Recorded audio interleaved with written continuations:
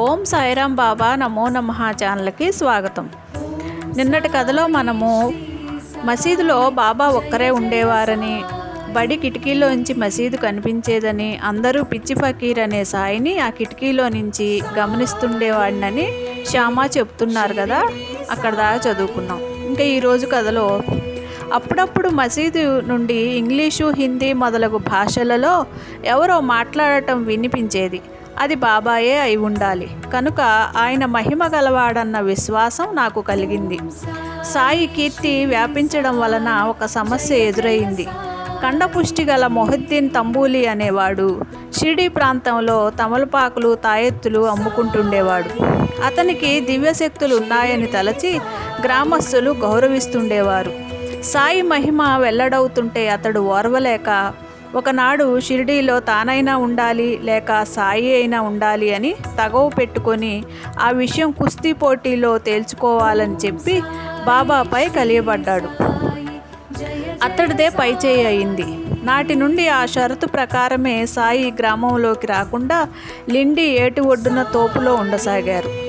తాత్యా వంటి భక్తులు ఆయనను అక్కడే సేవించుకునేవారు. వాళ్ళెంతగా బ్రతిమాలినా సాయి గ్రామంలోకి రాలేదు. ఒకరోజు అకస్మాత్తుగా తంబూలీకి హృదయ పరివర్తన కలిగి ఒక మహాత్ముని దర్గా వద్ద సాత్వికంగా జీవించదలిసి షిరిడీ విడిచి వెళ్ళిపోయాడు. అతని కండబలాన్ని బాబా ఆత్మబలము, ద్వేషాన్ని ప్రేమ జయించాయి. తర్వాత సాయి మరలా మసీదుకు వచ్చారు. 5 సంవత్సరాల తర్వాత మరొక సంఘటన జరిగింది. అహ్మద్ నగర్ నుండి జహ్వర్ అలీ అనే ముస్లిం ఒకడు రహటా వచ్చాడు. అతడు పండితుడు, మంచి మాటకారి. త్వరలో అతడు ఆ గ్రామస్తులను ఆకట్టుకొని ముస్లింలకు ఒక ప్రార్థనా స్థలము కట్టించసాగాడు. కానీ అంతలో ప్రజలు అతని సంకుచితమైన మత దృష్టికి అసహ్యించుకొని ఆ ఊరి నుండి వెళ్ళగొట్టారు. అలీ పారిపోయి వచ్చి షిరిడీలోని మసీదులో తలదాచుకున్నాడు. కానీ తన కుబుద్ధిని విడువలేదు. మంచి మాటలతో భక్తులను ఆకట్టుకొని త్వరలోనే సాయి తన శిష్యుడని చెప్పసాగాడు. బాబా కూడా ఓరిమి విషయాలతో అలాగే మెలగసాగారు. దీనిని అలీ వాడుకోదలిసి బాబాను తీసుకొని వెళ్ళి రహటాలో ఉండసాగాడు. వాళ్ళిద్దరూ అప్పుడప్పుడు షిరిడీ వచ్చి వెళ్తుండేవారు. భక్తులు అది భరించలేక బాబాను షిరిడీ తెచ్చుకోవడానికి రహటా వెళ్ళారు.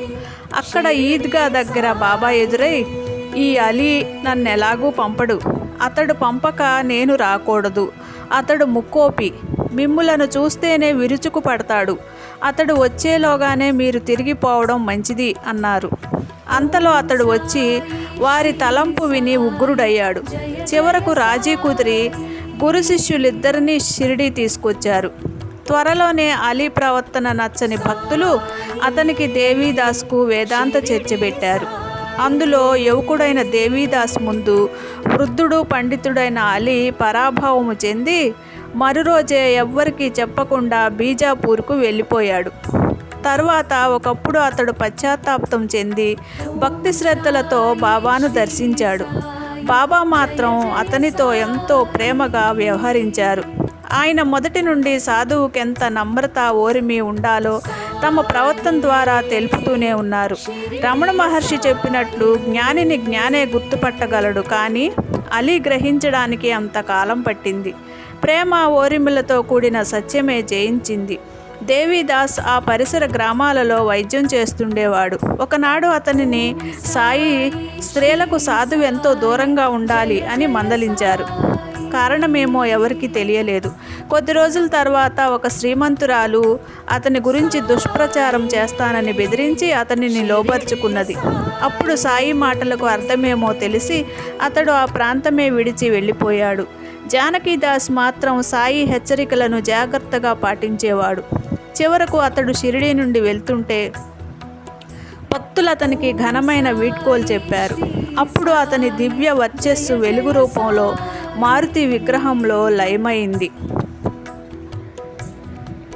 శ్రీ సాయి లీలామృతము అధ్యాయము 2 సంపూర్ణము. జై శ్రీ సమర్థ సద్గురు సాయినాథ్ మహారాజ్ కి జై. ఓం సమర్థ సద్గురు శ్రీ సాయినాథాయ నమః. శ్రీ సాయి లీలామృతము అధ్యాయము 3. శ్రీ సాయి పిలుపు.